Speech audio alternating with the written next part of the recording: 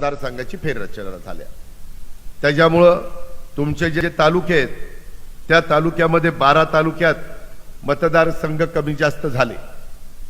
आपला पूर्वीचा मतदारसंघ हा बदलला आणि चंदगड आजरा गडिंग्लज मतदारसंघ 2009 ला अस्तित्वात आला।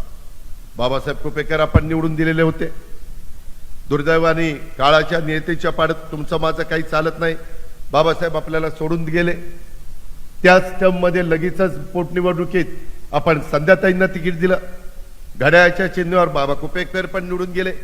घड्याळाच्या चिन्हावर पोटनिवडणूक संध्याताई निवडून गेल्या। पुन्हा 2014 ला संध्याताईंना तिकीट घड्याळाचं दिलं, त्या पुन्हा निवडून गेल्या।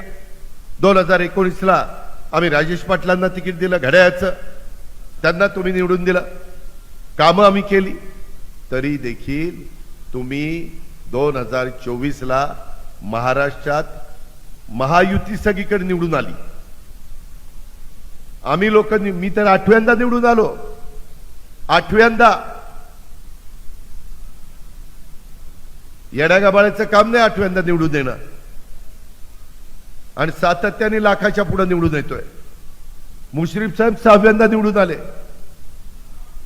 त्यामध्ये आता राजेश पाटलाची टर्म होती, काम करत होते, वडिलांची पुण्याई होती, वडिलांनी चांगल्या पद्धतीनं काम केलेलं होतं। ह्याची कुठंतरी आज चंदगडचे माजी आमदार स्वर्गीय नरसिंहराव पाटील साहेबांचं, त्यांच्या कार्याचं देखील मी कृतज्ञतापूर्वक स्मरण करतो।